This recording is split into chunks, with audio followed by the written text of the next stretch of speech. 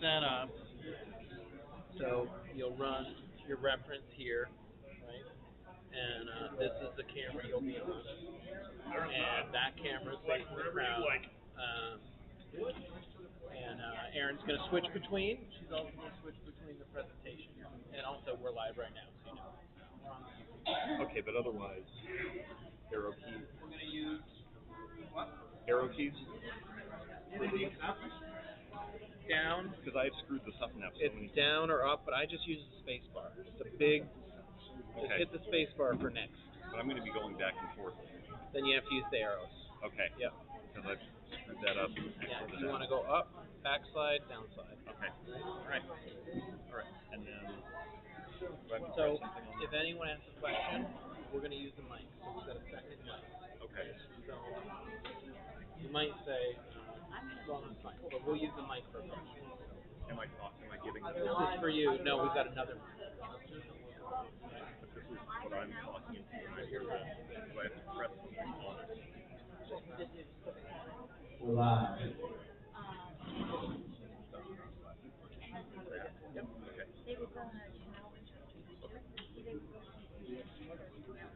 All right, everybody. So everybody knows we've been working on connecting to Canal Winchester's YouTube page. So this presentation tonight is streaming live on the city's YouTube. So if you have any contacts, family members, friends, neighbors, you could always send them a text and let them know if they weren't able to come tonight. They are able to view this presentation on the City of Canal Winchester's YouTube page. Which is great. It's another way of us engaging residents and reaching more people. So we are live right now. And that's why we're a little delayed. But I'm going to pass it off to my friend and colleague here, and he's going to get us on.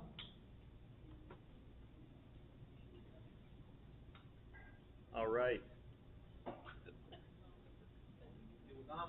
All right.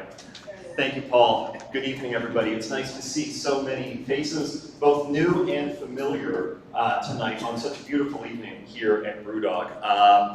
This is our kickoff event. This is our first day of our community workshop. And we want to make some brief remarks about the community plan process and why we're so excited about it, progress we've made up to this point, and the progress that working together we're all going to make here this week in the community. And then we're going to do some fun things too. So if you have a smartphone, we'll have some ways to directly interact and get some real-time feedback. But first, I want to introduce our project team. Paul Lippens, Vice President at McKenna, just introduced himself. I should say my name is Adam Cook. I'm a consulting planner with McKenna. I'm the project manager for the community plan project here, and Paul is the project director. We also have other team members tonight. We have Jane Dixon, our assistant planner. Jane is deep in thought. There she is.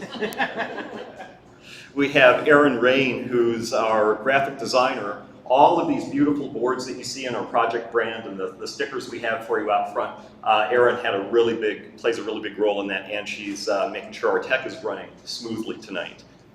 And lastly, we have Mike Campbell, who is a registered architect and urban designer, and I don't see Mike at the moment, but I guarantee Mike's greeting.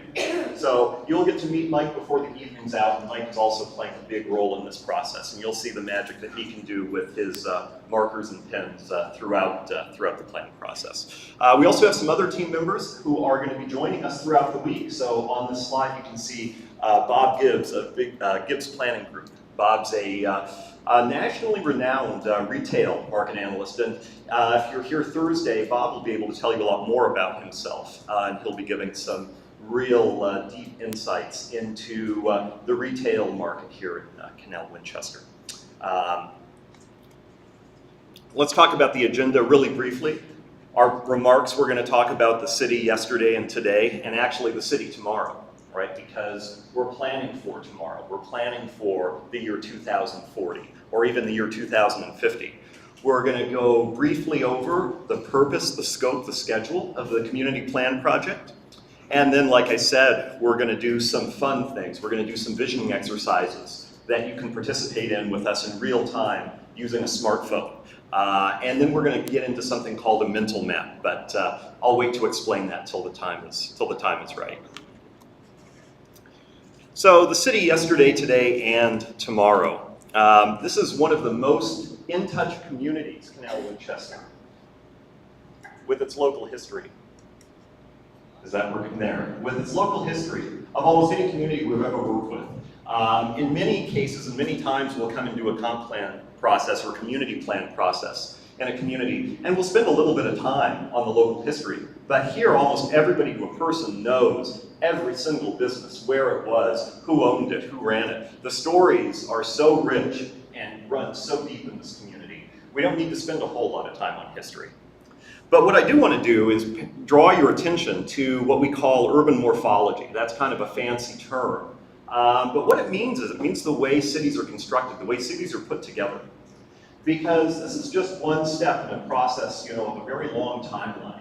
From when Canal Winchester was founded, when it started growing, all the way through the 1800s, through the 1900s, 20th century, and into the 21st century to the present day. This is just one stop on that timeline.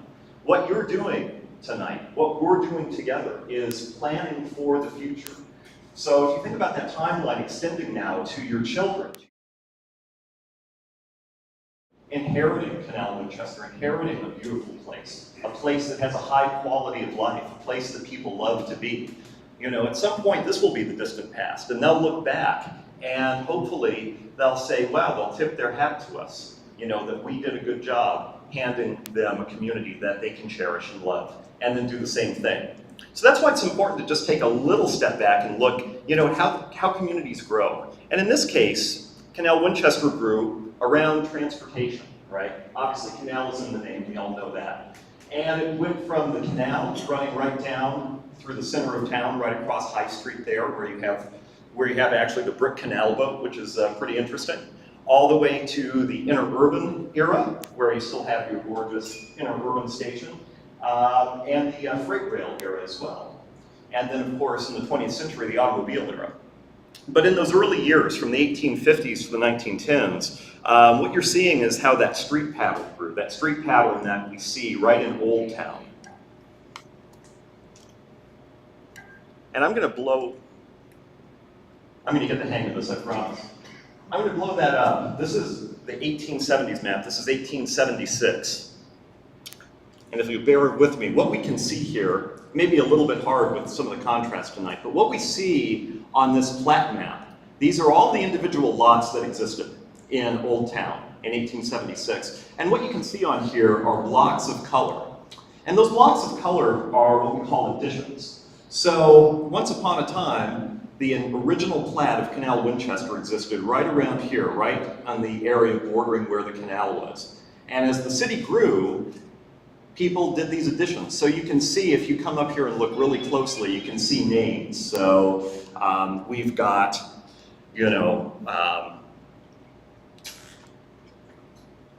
one addition, we've got the other addition. Point is, when people added on to the city, okay, what they did was they followed a pattern. They followed a block pattern. They took the blocks that existed, they built onto it, they built new extensions to the streets, they platted lots. And when they did that, they followed the pattern of what was there before, and maybe improvised on it a little bit as conditions dictated. That's how cities generally grew, into the early 20th century. Very common pattern of growth all across the Midwest. What happens is, especially here, I don't know if anybody ever watched Bob Ross, on PBS, right? Bob Ross used to paint his paintings and used to talk about happy accidents.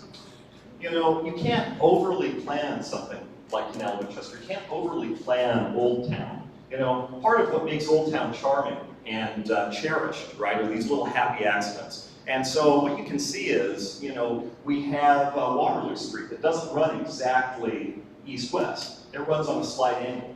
But you have High Street that runs generally north-south. So you're not getting a 100% 90-degree angled intersection there. You're getting a little bit of a diagonal. And as you know, when you walk down High Street, you can see that the building fronts don't exactly line up with the street. It was a lot cheaper and easier to build buildings on a square, right? A rectangle or a square. And so what we get are these nice little indentations, these nice little areas. This one is right there on High Street, but there are other ones if you walk around Old Town and look. And people have used these nooks and crannies to, you know, in this case, have some seating, outdoor seating for a coffee shop. If you go on the north side of Waterloo Street, you'll see these little nooks and crannies, other places too, that are being used kind of as patio seating for some of the upper story apartments. And there's a photo of one of those. That's just one of many examples of those little happy accidents that you can see throughout Old Town. And when you really drill down, talk about the character of Old Town, you know, it's all of these little features, charming little features. You know, and again, no one person planned them, they grew. It was kind of an organic process as the city grew really throughout almost its first century. Then we get into the 20th century, right? And we get to the automobile age. And with the automobile, we had increased transportation choices, increased convenience, and that really pushed sort of a regional growth pattern that we still see to the present day. So I'm going to go really quickly through the next couple of slides. But you can see that these maps, these are from ODOT, and these are all at the same scale, but they do a really good job at communicating just how fast and how much Columbus and Franklin County and the Central Ohio region have grown in just about 100 years. So we're looking at 1937. And if I could just give you a reference point, Canal Winchester is all the way down there. Canal is all the way down in the sea of white right there on the Franklin-Fairfield County line. If we move up into the 1950s, you know, now we start to see a lot more stuff. The map has gotten a lot more busy. There are more roads that are increasing in importance. Development is starting to push out from the traditional center of Columbus. Canal is still down here, kind of all by itself on the county line, but if you look really closely, US 33 now doesn't go directly through town on Waterloo Street. It was in about 1955 that US 33, on its alignment where it is now, was built actually as just a two-lane country road, but as a bypass because downtown or Old Town was already getting congested. Now, if we move up to 1975, again, you know, you can really see those were really the first boom years, right? It's the post-war era, the baby boom era, the interstate highway era. And now you can see we've done this massive infrastructure push to build almost all of Interstate 270 and all of Interstate 70 and 71. And that, along with the annexation and expansion policy that the mayor of Columbus was pursuing at the time, you can really start to see how the boundaries of sort of the Columbus metro area are starting to push out. You can also see some growth in Canal Winchester. Now they're showing Canal as a yellow box, and that box is now growing almost down to Lithopolis. And you can see the sort of urban and suburban accretion coming down US 33, which is now a divided highway and a little bit more like a freeway. And then we go up to 1995. And again, we can see how that growth is pushed out a little bit more. And this is somewhat of an abstraction, but as we go from year to year to year on these maps, you can really see how that growth pattern has matured. And this is the newest edition of the highway map. And now, really, we see sort of a patchwork. We see all of these communities growing together, expanding.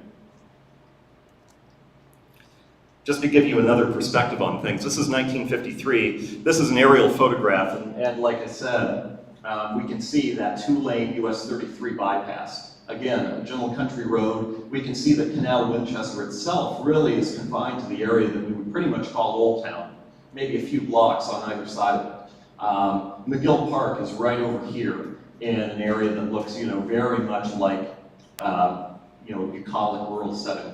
And this is Groveport Road, this is your railroad tracks, and this is West Waterloo Street. What I like about these is we can get these lined up at exactly the same scale. So if I go back and forth a little bit, and you just take a look at that, you can see what 30 years change did to this community. So 1953 to 1983. When we go to 1983 again, we still see a fairly traditional growth pattern, but now we see some residential growth above the railroad tracks, really in the same pattern that's not unlike what was done in Old Town, that sort of accretion, you know, organic growth still taking place. We see some of the new neighborhoods down here to the south. We see US 33 now is grown.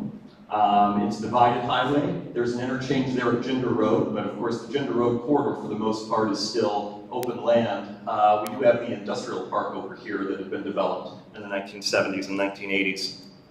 And then lastly, we go to 2013. And this is generally, with some new additions, what the community looks like today, where we have a drive and residential growth to the south. We have, the regional shopping destination here on Ginger Road. We also have the interchange here at Diley Road. And you can start to see the growth that had been spurred by that almost 10 years ago. What does all that mean for us?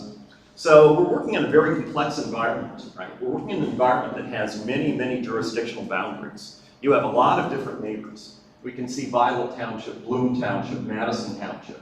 We can see Lithopolis, we can see Columbus, Pickerington, and even technically Groveport has a little bit of an easement that comes and touches Canal Winchester, with all of those unincorporated areas in between.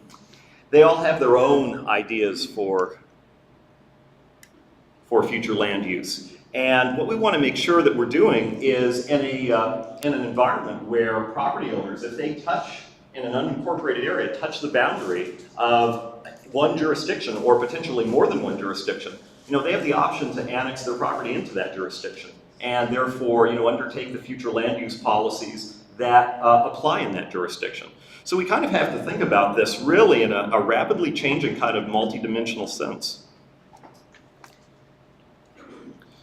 So if I can go one more slide up, this is just one example of the kind of existing conditions work that we've been doing with this project. This one analyzes what parcels look like on the borders of Canal Winchester, parcels that have the potential to maybe at some point be annexed into the community. You can see the green ones, those are parcels that only border Canal Winchester. So somebody who owns one of these parcels doesn't have a choice between two different incorporated cities to annex into.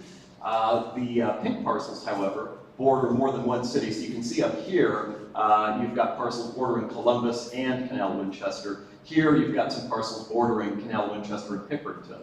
And then again, you've got these yellow parcels, which are parcels that are just within a quarter mile of the current corporation boundary. And that's just a little taste of some of the crazy boundaries and jurisdictions that we're looking at. We've also got the facilities planning area on that map, which is the dark line, which is the boundary for your local utilities. We have boundaries for school districts. We hear a lot of people talking about, where do you live? What school district do you live in? Are you in the Columbus district or the CW district? And people are, constantly saying, oh boy, I don't have kids, I'm not sure which one.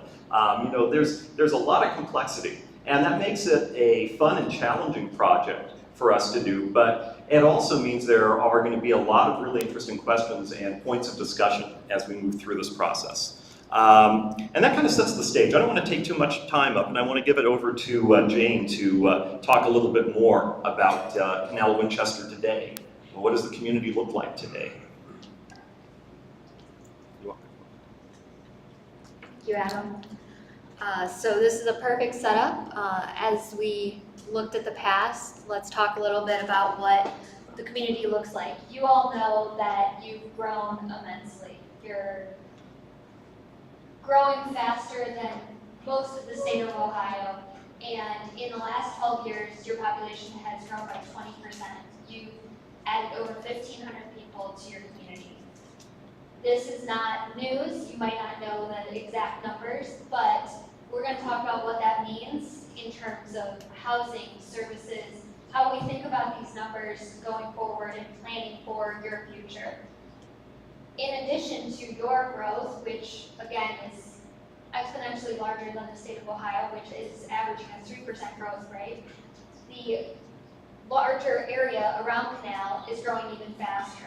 And that is happening since 2010 as well, but in the last 2 years even, we've seen a huge jump. And in the 15-minute kind of drive time area of where we can expect people to come from to shop in Canal or be a part of the larger Canal community, come here for resources, there's over 89,000 people now. So you're pulling on a huge market, and there's people in that group that, live in outside of Pickerington, but also come into Canal. But if we're thinking about how the future of Canal might incorporate them if they want to move here, or what that's going to look like. So this population growth has also a shift in diversity. So the city of Canal, all the way on the left-hand side, you see that big red bar, that is kind of your white-only population, and then you see it kind of, as we look at this Canal School District, it's a little more diverse. And then there's this portion of the Canal School District that is north of the city, but is still part of your school district. And those are community members in a way, they're not city residents, but they're also, it's important to think about how just those people within your larger community and what this means for them as you continue to grow, that is almost, you're now looking at a huge difference between the city of Canal and just that portion of the school district. So this is kind of trending of, okay, what are we going to see? How are we going to increase that inclusivity? How are we going to give opportunities for potentially more people who want to live in the school district or want to live in Canal as they kind of rise through some of the, we know what the northern portion looks like, maybe more multifamily. If they want to aspire to live in Canal, what does that mean? So those are kind of questions that we should be thinking about from these numbers. We also see a huge gap in age. So the city of Canal is aging, we know this, but it's about the same as the nation and the state. Most of the communities in this country are getting older, so over 18% of your population is over 65. That drops dramatically again when we look at the school district, down to only 13%, and you see that median age going down. But then you look again at that kind of northern portion of your school district that's not in the city, but is right there neighboring you, and that's almost 10 years younger on a median age perspective, and it has a little over 6% of their population is over 65. So we are an aging community, but we also have to think about what this looks like for the future for the youth, for a younger population, if we're going to continue to attract these younger residents who are in right immediate proximity. And so why would they want to come to Canal other than it's a wonderful community and everyone here is so lovely and wonderful to be around? Well, the city by far, out of all of kind of what we looked at is your kind of peer comparative groups in the local area, has the highest educational attainment. So 42% of your population has a bachelor's degree or higher. It also has the lowest population not earning high school diploma. So that's not your dropout rate. That's people over 25 who do not earn a high school diploma or equivalent, and that's only 3%. When you look at Franklin County, on average, it's 7%. When you look at the state of Ohio, it's almost 8%. So that's really low, and that's a huge attraction. It's one of the reasons, the schools are super valuable here. This all translates into occupational success. So we have a really high rate in Canal of professionals who are in management, sales, administration, other type of professional trades, 69%. So a large majority of these, and that's going to translate to this high household income, which in the greater kind of trade area is $30,000 more than kind of the average in that area. And even in the school district, it's almost $20,000 more. So there's real benefits when you look at the numbers to living in Canal, and that's one of the many reasons why people are going to want to move here. Now, when we think about that, we think about housing, and you've seen they're still building, right, all the time. Seen so many new housing units pop up. So since 2010, over 1,500 housing units, so that's condos, apartments, single-family homes. Well, what's interesting is you have the highest median home value in that same area. So anywhere from $25,000 more than kind of the general area, the trade area, that 15-minute drive time. And in some cases, when you look at certain portions of that school district, you're talking $70,000 more in terms of home value. So high home value, but you've been able to maintain the highest level of affordability in the area as well, which is incredible, and we use a housing affordability index to just, kind of account for this. And it's because of those high incomes, which allow you to have a higher home value, but most people are able to obtain a mortgage affordably on their income and have really nice value in their home and quality of life. So even with this increase, you had 76% increase since 2010 in your housing units. You've maintained this high home value, and how do we put all of these pieces together to continue this story, right? I think these are all really positive trends for the city, but as we move forward, this has to be something we plan for and think about. And so that comes into where people, why they want to live here, maintaining that, but also planning for how do we keep this affordable lifestyle while continuing to add value to your residential communities, add value to your commercial sectors. More people need for more resources. They are going to want more cultural amenities potentially. So thinking about all of these, we know it's a growing community, but diving a little bit deeper into what that means, what that's going to look like in 2040 or 2050, a more diverse population, an older population, but also potentially a younger population. So I want that all hopefully to stew, and then as we go forward and we're going to think about all these different categories with some of these activities, we'll be able to talk a little bit more about that. I'm going to hand it over to Paul, and he's going to talk a little bit about the project. All right, thank you, Jane, thank you so much. And so, between what Adam presented in terms of reviewing the history and Jane's perspective on what's happening today, right? What we're talking about it's a message of growth, a growing region, growing economy, growth for people, for their families.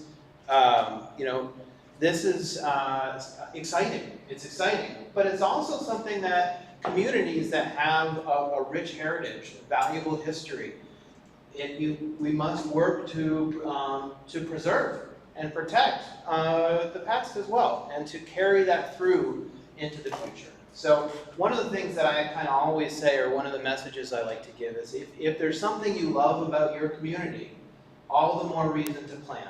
Because if you don't plan, you won't be able to protect that thing that's special. The reason why all of you live here, you won't be able to carry that through for future generations. And that's really the message. That's why we're here tonight. And that's why we're planning. So thinking about why do we plan, right? What a plan does is it sets policy. It sets policy for future land use decisions and helps form the legal basis for zoning decisions. So as we think about new developments, why do we want to permit what uses and what places? How do we want things to be designed so that the city gets the most benefit and captures wealth and creates wealth for residents? A comprehensive plan, it really sets a 20-year vision, but we've also been talking about the next 100 years, trying to create a legacy that will last for future generations through this process. But I also think it's important to note that in order to be a community that values planning, it's also something that needs to be updated. So we know that with this planning process, we want to set the tone for the future, but we also want to set a tone that can be updated, that can be revisited by people 5 years from now, 10 years from now, and can be valuable for the community in years to come. And really, we think this plan can be a chapter in the town's history book. So we're capturing a moment in time and capturing the values that this community wants to see moving forward. The master plan or comprehensive plan also sits at the center of a lot of development policies. So it's not the only policy document that could exist in your community, but it's supposed to sit at the center of all the activities that the city is pursuing. It also is something that is related to regulation, but it's not regulation. So your zoning ordinance or zoning regulations are the regulations that control exactly what legally can be developed in the city. The master plan is a policy tool that is used to update those regulations. So one of the next steps you would take in the development process is to think about how many policies we establish through this master plan procedure can then be implemented through development regulations. And while the master plan is a long range, the zoning ordinance is immediate. A master plan provides guidance, and a zoning ordinance is regulation. And the master plan is a policy, but the zoning ordinance is enforced.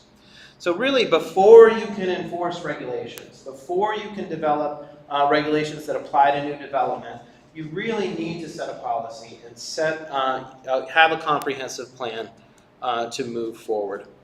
Another thing to think about is, and this is actually one of our tasks for this week, is to develop a preliminary draft future land use plan. And the draft future land use plan can establish places, areas, districts, the types of development we want to see in different places, so agricultural preservation or downtown development, mixed-use development in certain areas, looking at the commercial corridors and how we want the commercial corridors developed. That's all vision that we can set through a future land use plan. And then we can update the zoning regulations to align with any decisions we make. So it's important to recognize that the feedback that we get on a future land use plan won't immediately be something that the city will start implementing. We have to take that additional step of updating the zoning code in order to implement those policies. And as I said, in a comprehensive planning process, it's based on core values. And tonight we're going to talk about some feedback we've gotten so far on core values, and also invite everyone to continue to provide that feedback. And that's going to be most of what I talk about.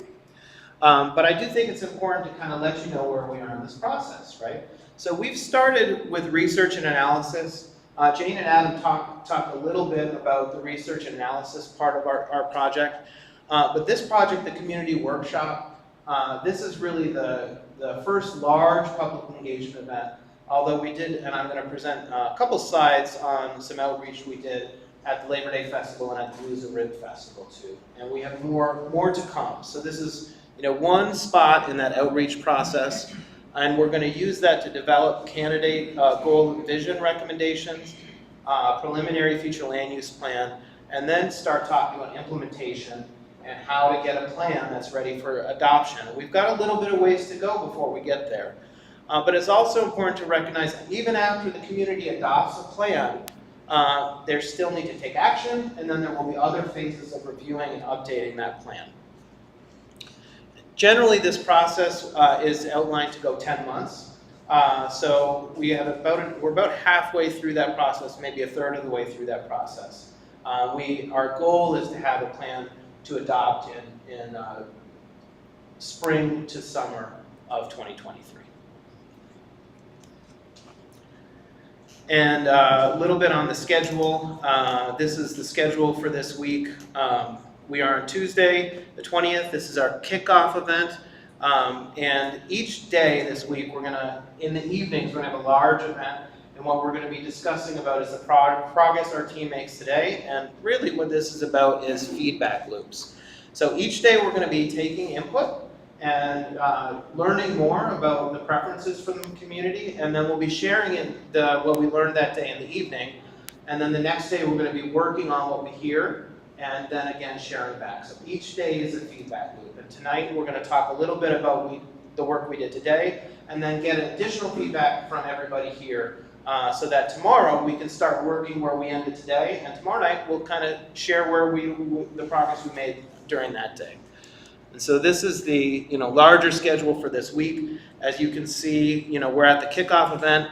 Tomorrow night will be more of an open house. So tomorrow night we won't do a formal presentation like this. We're going to be mingling and talking a little bit more, and presenting the materials and talking through them. Thursday night, what we call that is our pinup event. So our goal for Thursday night is to have a candidate, even a hand-drawn future land use plan that we could talk about and get feedback on. And then also we would like to take these core values and kind of present some synthesis of that. And we definitely invite people to come in the morning if you have time. Our team is here all day, so everyone is really welcome to pop in anytime and just talk to one of us. If you have 10 minutes and if you're driving by and you want to pop in and see what you're doing, please do. The whole purpose of doing this is to have transparency in the process so you can see what we do and how, At 11 o'clock tomorrow, we're going to be working on synthesizing what we hear tonight, and we just kind of keep working. And even if you see our colleague Mike here has been working all day, he's toying around with ideas for the land use plan, and he's going to keep doing that and listening to us as he works. So yeah, I'm going to explain this a little bit, but I think it helps everyone to understand what's the purpose. Why are we here this week, and why are we working every day with the community? It's really to establish trust so that everyone learns who we are. And we're going to be working in this community for a while, but we're here to get a bunch of feedback. We're here to get the input and make sure that the process is going in the right direction. And we definitely thank everyone for coming in. So, the results of this collaboration, we want to create a vision. We want to hear about the themes, the core values, and turn those into goals, objectives, actions, and strategies. And we want to develop a future land use plan. We want to think about what types of development concepts are suitable for the city of Canal Winchester, what are the alternatives and preferences and future land use visions that this community wants to see moving forward. So I want to talk a little bit about that process, and then we're going to actually do an exercise and start to get feedback.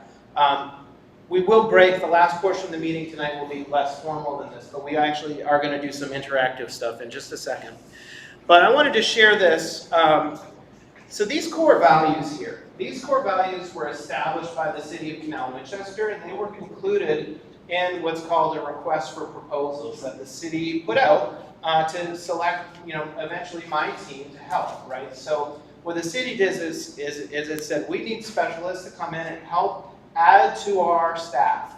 We need more staff. We need more capacity to help us get this project done. So we're really a part of Lucas's team and Andrew's team, and we're working with them closely as well as the steering committee to go through this process. But this is the starting point. So this starting point for these core values, this was established before my team even came into the process. But the city's asked us to look at land use, economic development, housing and neighborhoods, cultural resources, natural resources and sustainability, equity, inclusion, and community cohesion, community character, parks and recreation, public services and infrastructure, and transportation. So we're not quite sure how it's going to play out yet, but we're getting input around all of these things so we can establish core values and learn about how this city wants to grow. And how do we get that input? So we have a variety of things, a SWOT analysis, which you're seeing around the room. We had several people join us this morning, and thanks for coming back, many of you, to start that. We'd like to expand on that. We've also done some work on what we call big ideas. So we've asked people what their big idea for the future of Canal Winchester is. And for anybody who's watching online, you can go to our website. What's the website again? CWGrowingTogether.com. I always check before I say it. So anyone who's watching, go to CWGrowingTogether.com and you can start putting in your input right now. Do a big idea survey. We also have a mapping exercise. We'd love to hear from you if you couldn't make it here tonight. So we've also, tomorrow we're going to do a Fix Keep Aspire discussion around some subject areas.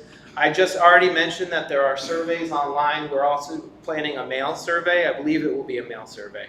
And then throughout the week, we're going to be doing mental map exercises. We've got a big kitchen table map over here to learn about specific places. Let us know where you live, what you want to see near your house, types of services. If there are things in the community you know need to be fixed, you can let us know right on this big map over here. And we can take that input tonight and throughout the week as well.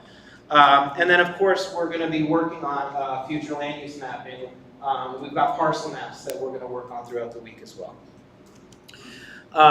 So this is an example. I think that this is the Blues and Rib Fest. And this is an example of all the input that we've already gotten. We had a lot of touches. We learned a lot about the community, and it actually was Adam who staffed this event. But this was kind of the start of our input and understanding at those two events. And we will be utilizing the results of those input also this week as we try to synthesize ideas and share these ideas with you. And I'm not going to go through this. This is a categorization of all of the different inputs we got. If anyone wants to come down and talk about those, we can talk about those in more detail throughout the week too. But what I wanted to focus on tonight was actually the report back of the work we did today. So today we did do a SWOT exercise.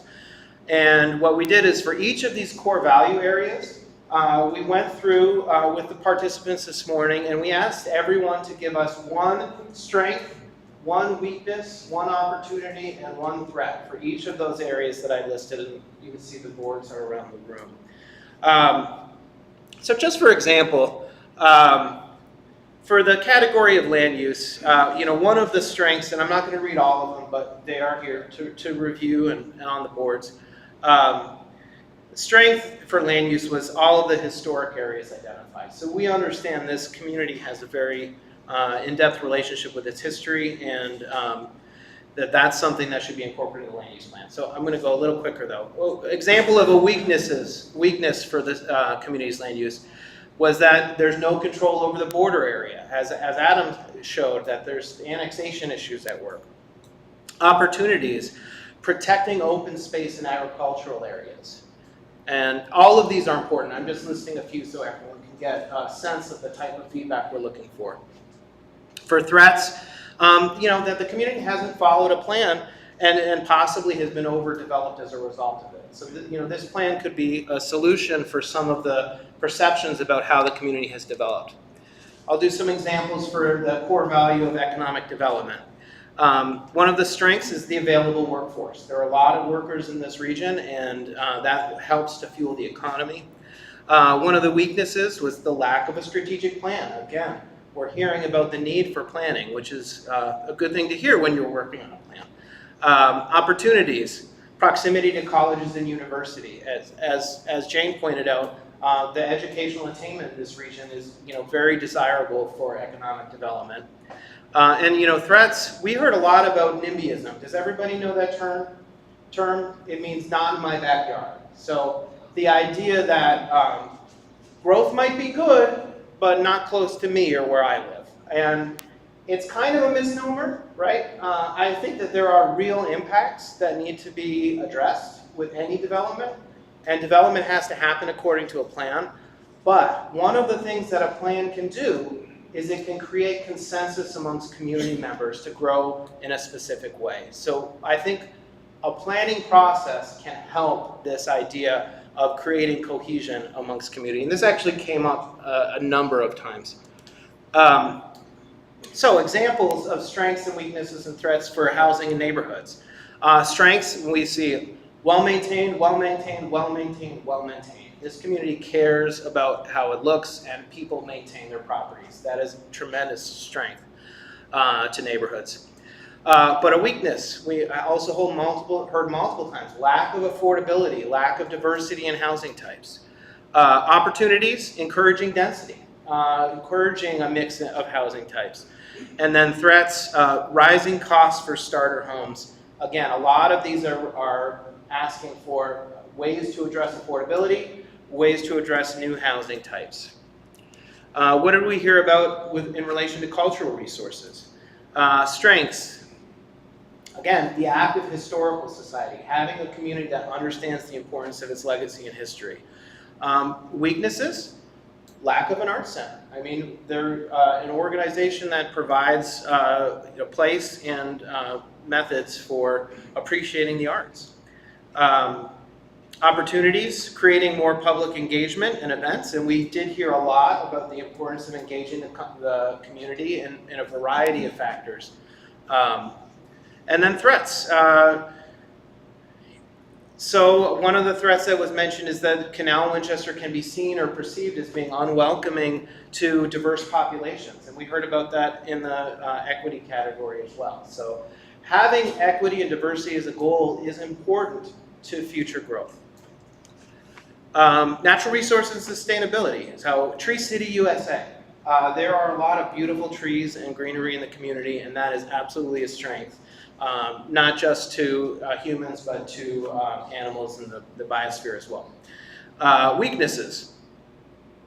No plan to preserve undeveloped land. So the idea that the only way to preserve open space is to actually have a method and a plan to preserve the open space. I think that came up a number of times as well. Opportunities, neighborhood parks, and growing connectivity. So, that natural resources are also related to the parks and recreation system. And then I wanted to highlight for threats, it was brought up, climate change and severe weather is something to consider in the future land use plan and future growth policies. So I mentioned this is the theme of equity, inclusion, and community cohesion. One of the strengths was that all of the new job growth in the community means that we'll get more cultural diversity in the workforce. Weaknesses, that there's a division on each side of 33, and Jane actually talked about some of the statistics about the population north of 33 and south of 33. Seen as a division, that's a weakness, but if we're able to address that division, it could really become a strength. Opportunities. We heard a lot about engaging the youth. I highlighted this here, but engaging the youth in community, city, and government planning, that is definitely an opportunity for inclusion in the city. And then threats. This perception of the old guard versus progressive or new canal, that came up in a number of discussions too. So how do we link the history and the old guard of Canal Winchester to new residents? I'm making it through. This is important, so I'm going to keep going. This sets the tone for our exercise, which we're going to bring up in a second. Community character, strengths. The city is rich and full of heritage. Weaknesses, again, the disconnect between South 33 and North 33. Opportunities, officially creating a market and a character with the market. And then threats, again, lack of involvement. So some of these themes that you see coming up in multiple areas are interrelated, which we're going to have to explore how to create goals, actions, objectives, and strategies to address these areas across multiple core value areas. Parks and recreation. So for strengths, growing and improving parks. We see that when we did some tours and saw some of the newer facilities that are very well done. Weaknesses. There's a lack of indoor facilities to meet recreation needs of youth. Opportunities. Connecting bike walk trails to outside communities. So we did hear about the importance of alternative transportation in a variety of categories as well. And for threats, you develop a park system, you also have to maintain it. So considering the long-term maintenance costs of public improvements is definitely important to consider. The goal area of public services and utilities. So one of the strengths was that the city operates and owns its own utility system, sewer and water as well, correct, Lucas? We went and looked at, on the tour, we did look at the sewer facility, and on the map over here, it shows what those boundaries are. And that is absolutely a strength, that the city controls its own system. So you can control how it's grown and how it's used.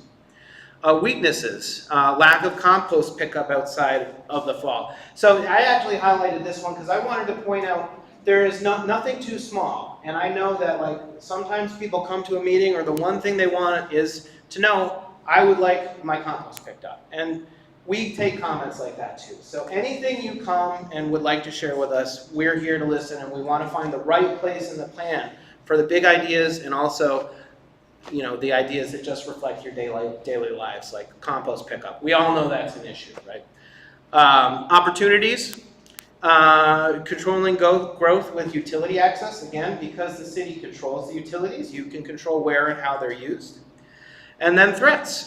Surrounding population growth means increased needs. So this is actually very true, right? So you can have growth management policies for Canal Winchester, but what we see is this region is growing. So understanding and doing what you can to control also how the growth around the community impacts the city is an important part of the process and how we understand it. So the last one, this is the last core area we're exploring, is transportation. For strength, we heard about access to Highway 33. So again, in other contexts, I've talked about 33 as being mentioned as a barrier.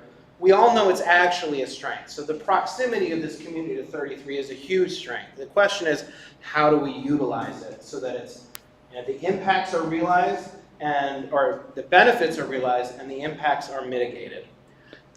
For weaknesses, very little access to public transportation. Opportunities, few alternatives to automobile as the primary focus of transportation, and correcting that is an opportunity. And then threats, the lack of response from ODOT. And this is sometimes, this type of thing is something we hear that is not necessarily true, but working with outside agencies is very important. Because ODOT serves the state. So what the city needs to understand is how best to work with ODOT to make sure that the local needs are addressed in ODOT-led processes. Okay, so that is the overview. Now we're going to pull up an exercise, and we're going to ask everyone here to provide feedback on these core value areas. And you're going to need a cell phone. Does everybody have a cell phone? I think everybody's got a cell phone. It's probably true. James is going to pull it up. But what we're going to do is a little survey around these core value areas. So we would like for everyone, before you leave tonight, if you have more ideas about that SWOT analysis that I just presented, or if you'd like to read it in more detail, every idea I talked about was given by the participants in our morning focus group activities. And we would love for you to add more ideas tonight. And so when we break, when we adjourn and we start doing less formal conversations, we'll help you. If you've got some ideas, if you'd like to read through these and write some more ideas down, we would love to add to this list this evening. Adam's going to introduce the other thing, but the other thing I did talk about that we would love to do tonight is if you've come down, so we know this might be the only event you come to, although we encourage you to come frequently and to all of the events. But if you have any specific place, space ideas you'd like to share with us, over here on my left is what we call it the kitchen table map, and it's just a map that we can stand around, and you could show us a little bit about your neighborhood, show us where you live, and give us any information that you'd like for us to know or like to leave with us this evening. So how are we doing here, Jane? You're gonna have to get it on the big screen, but it is pulled up. All right, so what I'm going to do here is I'm going to switch to a mirror.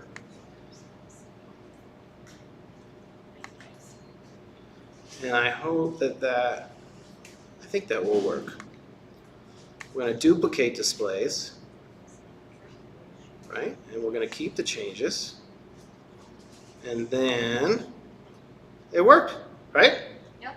That's what you want? All right, you want to do Jane's going to do the facilitation as part of the exercise. All right, so for everyone who has their smartphone out, I hope you can go to www.menti.com, MENTI.com. I'll give you guys all a second to get there before I read out the code. It's going to prompt you. Hey, Jane, you might want to say, I think people could do this at home too if everyone is watching. Yeah, if anyone's at home, it's the same. You should be able to see it, but if you can't, it's www.menti.com. And then you enter the code M as in mother, E-N-T-I.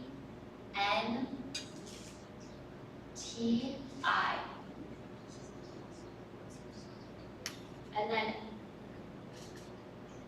once you're there, you'll enter 42659-150.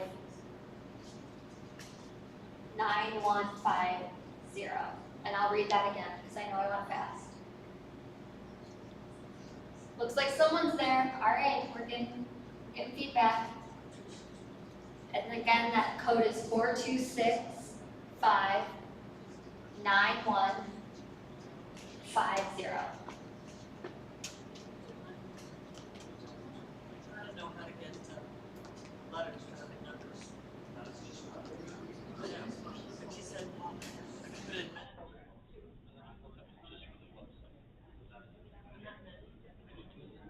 Who needs an extra hand?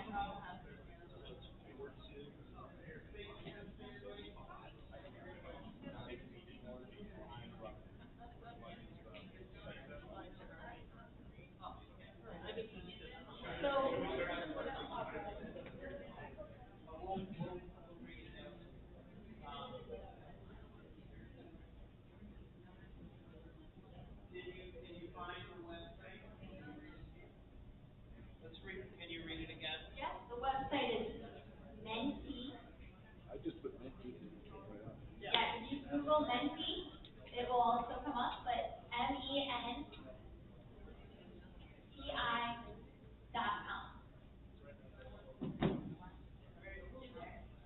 Who's trying to find this pathway? Who has it pulled up? Raise your hand if you have it pulled up. All right, we've got a bunch of people that do have it pulled up, which is great. All right, that's great. Oh, look, and we've got, how many, does it say how many responses we have to our question? It doesn't tell us the amount of responses, All right. but I will, yep, I'm just trying to get everyone to the same page before I explain.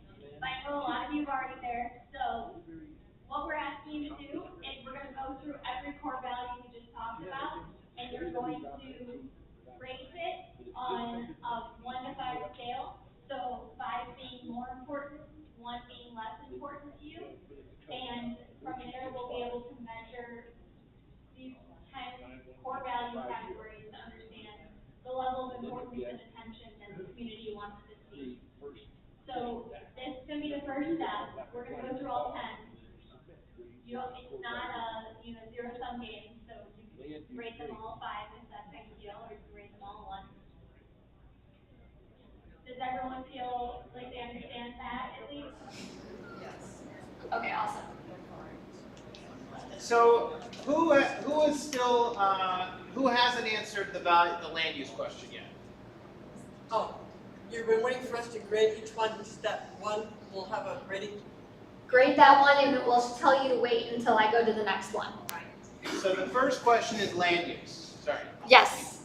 Yes, so how important is land use to you as a core value?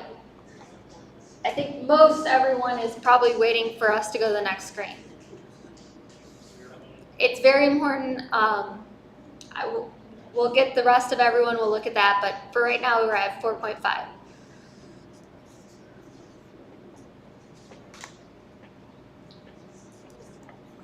There we go. All right, so this is the second portion of the activity.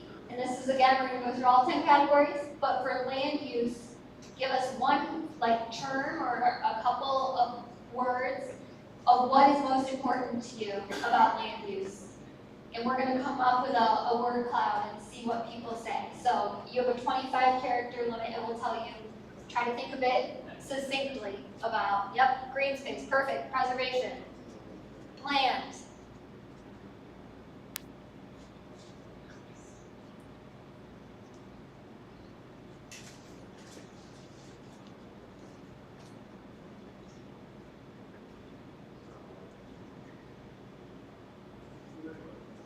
Diversity, community, varied density, preservation. Great. Well, we're still getting a couple more. Planned is definitely at the top.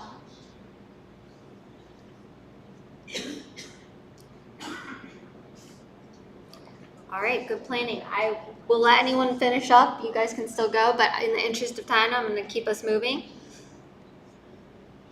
All right, we should all know how to do this now, right? So rate the core value for economic development on how important it is to you.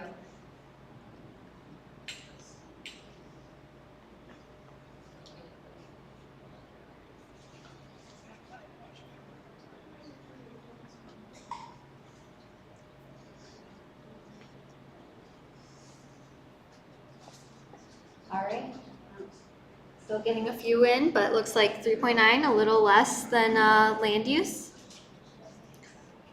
All right, now we can come up with our terms for economic development. So what do you want to see? What's important to you for economic development in now Winchester?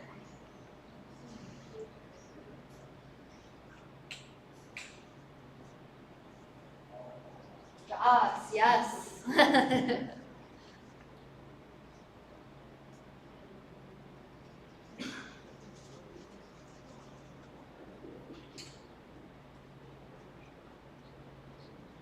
Someone really wants sit-down restaurants.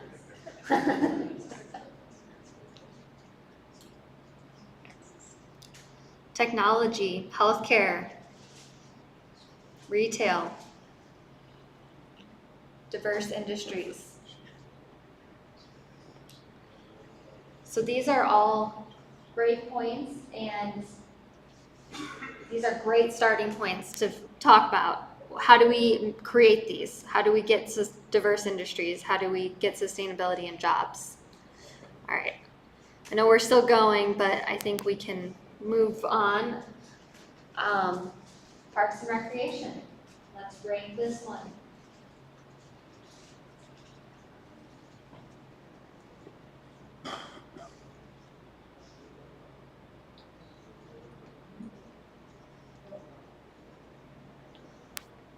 We're getting faster. All right, 4.3, I think we've kind of leveled off here.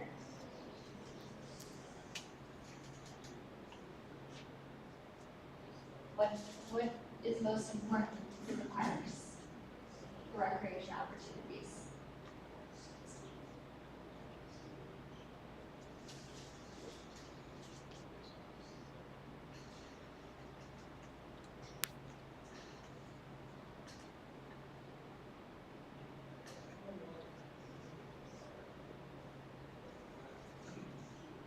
Walking trails, walking paths, yep.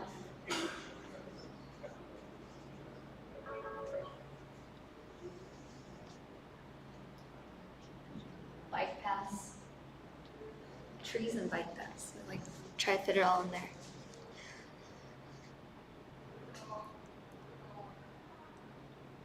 All right, let's move on to transportation.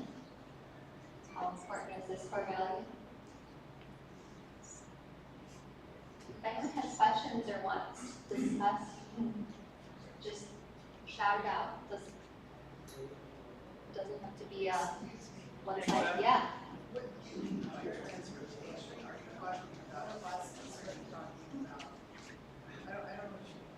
Okay, hold on. If we're gonna do questions, we need a mic.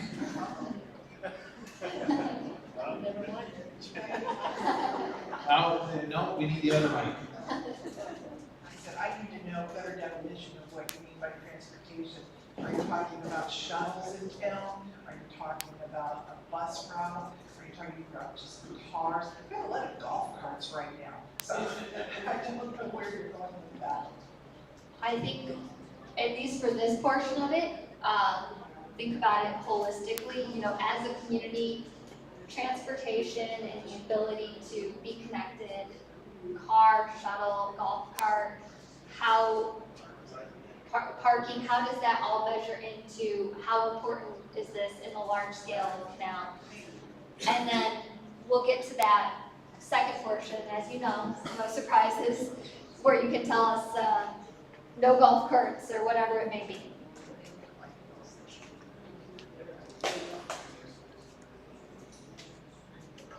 Oh, we got it. There we go. Said no surprises, and then I skipped it. Wasted focus. Curious to hear what that person has in mind.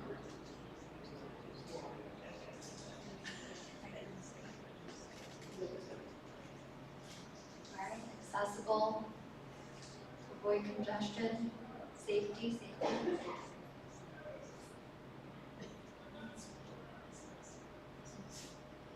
Roundabouts, no roundabouts. Too late. All right, safety right at the center though. That's not surprising. I wanted to see if it was gonna come up with anything else. All right, looks like nothing crazy. Shifted right as I was changing the slide, so. I had already gotten to this one, so you guys already were able to enter some input, but public service and utilities, this is all the public, you know, services, police, fire, your water, sewer, parks, in terms of maintenance, public services, so. All right. Came in at 4.2. What's most important?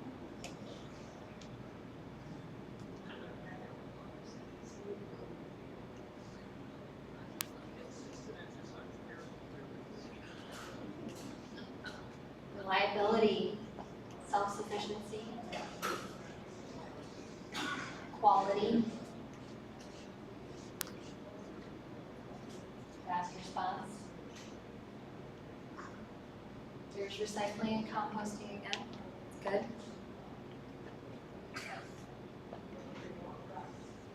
Cost effective. We like to see that they're already doing a good job.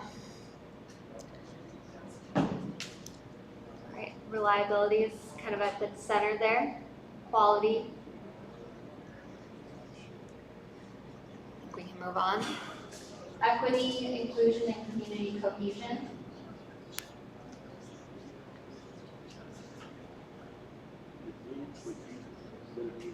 I want to do like a raffle. I want to like take everyone's answers. We could do like bingo. No, it's the wonky word of the day, equity. It applies to everything. Looks like this is probably leveled out at kind of a 3.8 average. Up. I said it and someone needed to make sure we bumped it up. So what's most important to you in terms of Canal Winchester and equity, inclusion, and diversity? We talked about some of this diversity, but even more broadly, we can think about some of the strengths and what else we want to see. Diversity. Yes. This is a nice one. You get a list to pick from, I guess. Acceptance, inclusive, respect,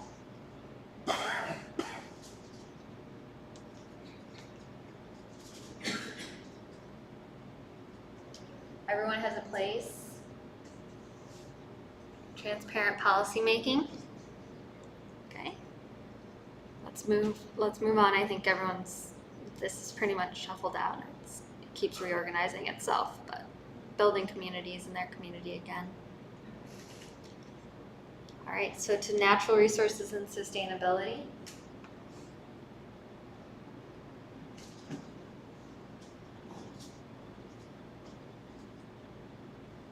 It's always nice to see that 5 right at the beginning and then we can scale it back.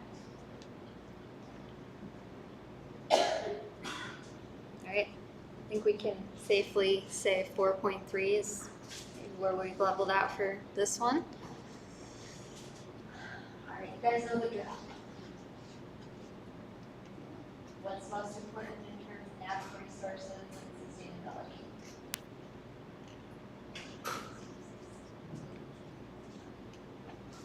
Trees, clean water, green spaces, renewable energy, protected wildlife,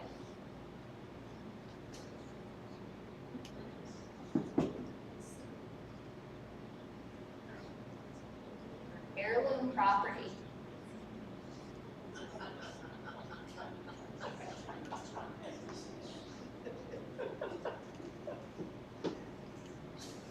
roads and trees. Lots of trees mentioned in there.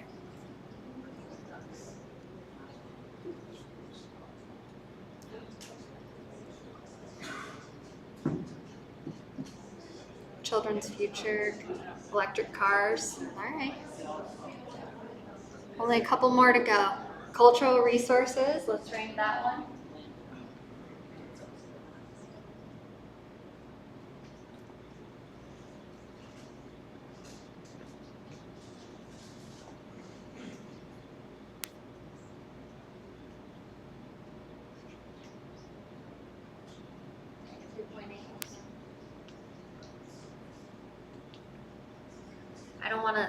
I'm tempted to start defining it as I stand up here, but I also want to hear what your thoughts are on the next one. So I'll leave it open-ended for what's most important to you for incremental cultural resources.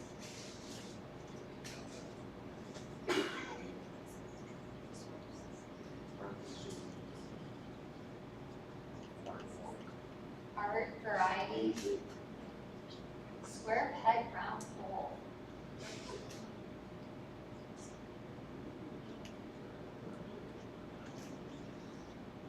Education, inclusive, opportunities, historical preservation, art incubator, art center, historical architecture. All right, good job. Let's go to community character.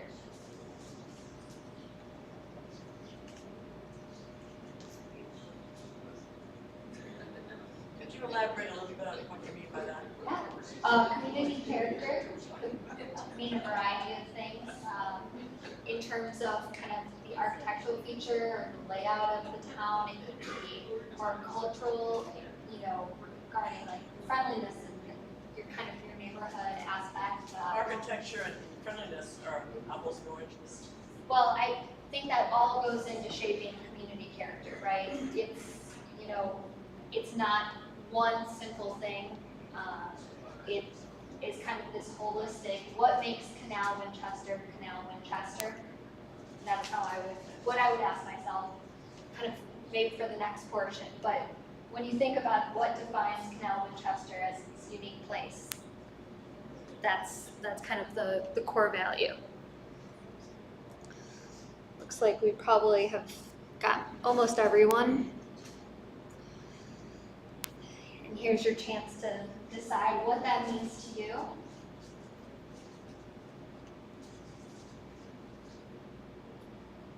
History, neighborhood, small town feels perfect, yeah.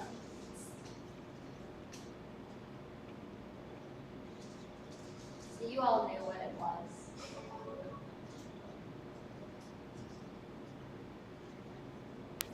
Joining old and new.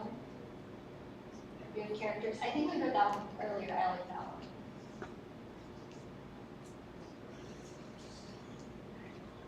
Friendly history, small town-ish. Beauty.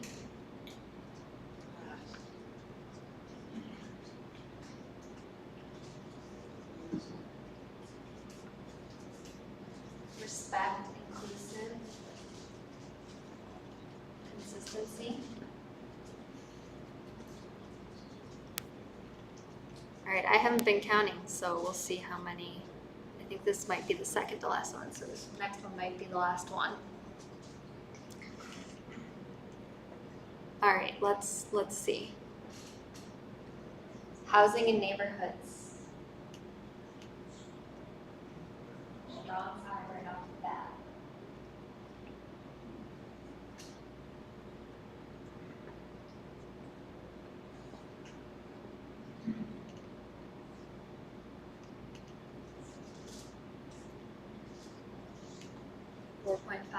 You're all masters now. That was the quickest one yet. All right, what's most important to you with the housing in the neighborhoods? Vital, safety, affordability, variety, control roads.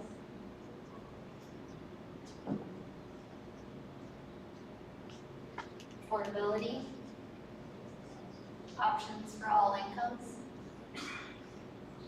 link neighborhoods, well kept and quiet, neighborhood events, safety,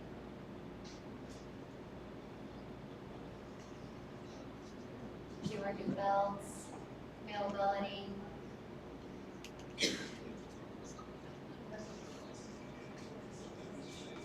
okay. Like safety and affordability are at the center here. All right, yes, that was the last one. So. All right. Well, thank you, everybody. That was fun. So what we're going to do is we're going to take all the input that came during that.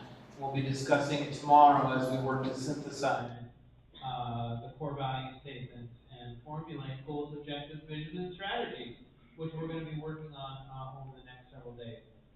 We are going to go back to Adam, And Adam is gonna talk about, the last exercise we'd like everyone to do tonight.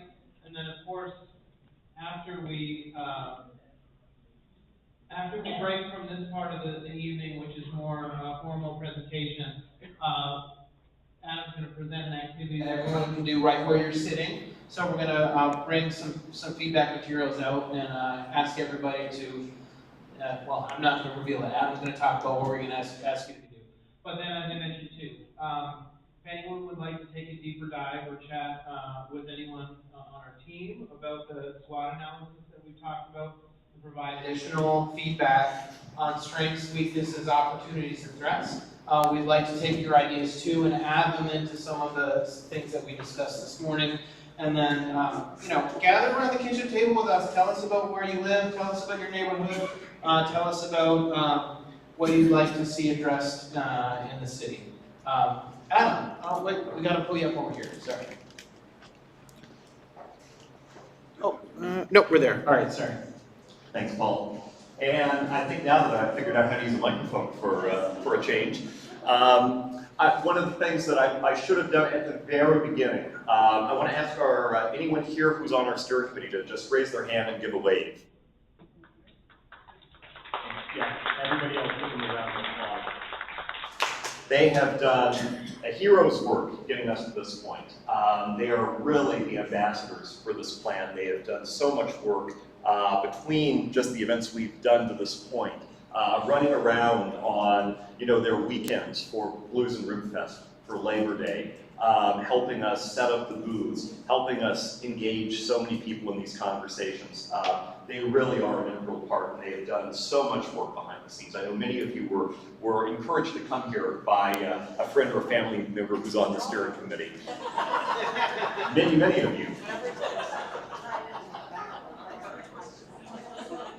And so just on behalf of the city and on behalf of our team, we want to highlight them and say thank you. So now to kind of end the evening on a high note, or on a kind of fun note, Jane is passing out something called a mental mapping exercise. And we've got a couple of them that we did this morning taped up on the wall behind you. But don't look too closely at those, because there's really no pattern or right answer or wrong answer to doing one of these. What am I talking about with a mental map? Well, just imagine for a second that you need to run out, you're at your house, okay, and you need to run out to, say, Meijer, or you want to run down to Shade, or, go somewhere in town, do an activity. It's very likely you're not programmed in the nav system in your car or on your phone to tell you how to get to one of these places, right? You know Canal Winchester because you live here, and you really have a map of Canal Winchester up here in your mind as it's developed over the years. And it's based on all of the places you like to go, all of the places that are important to you, the places that are kind of central in your life here in the community. And it's not necessarily a map that looks like a geographic map, like you might find on Google Maps, right? Or back in the old days, kind of map that you'd unfold and spread out on a table, or like what we have over there with our kitchen table map. Now, in some cases it is. If you get into urban planning like Jane or Paul or me, you may think a little bit more geographically, and that's okay. But it's just as okay if you don't think about it geographically. What we want you to do is really draw a picture of Canal Winchester the way you see it in your mind, the way you navigate around the community. And that means including, it's not just necessarily putting some roads down, it could be any combination of things. Places that are important to you, places that you find to be assets in the community, landmarks, things that you use to help guide you through. And it takes a little bit of inner reflection, and maybe it takes a little bit of dialogue, but it's really kind of a fun way to kind of let your creative juices flow. And there really is a purpose to it. We're going to put all of these together, and we're going to look for commonalities. We're going to look for similarities. And just the 8 or 9 examples that are taped to that back wall, some of which we have on display up here, we already were able to find some really interesting commonalities and similarities. And I'm not going to give away what those are just at this moment, because I want you to just have a blank, literally blank piece of paper and start this process from a blank slate.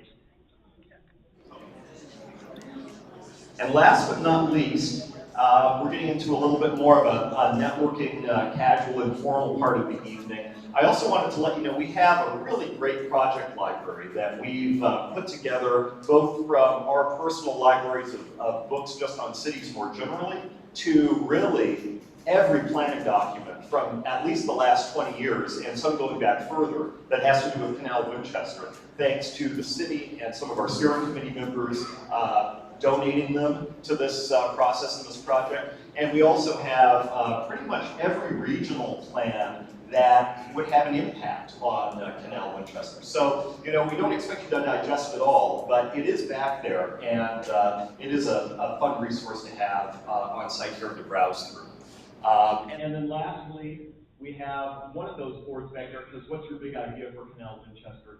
Feel free to take one of those Post-it notes. If you just have a general big idea, you know, that maybe doesn't necessarily fit into one of those vision areas, or maybe fits into a bunch of them, or is just you really thinking towards, you know, 2150 or 2250, and what you'd like to see, there's nothing wrong with thinking big, and that's the place to do it. So, again, I want to thank you for all your time this evening. Of course, we'll be talking and chatting more and be here for quite a while, but we'll let you get to those maps, and we'll all be talking to you shortly.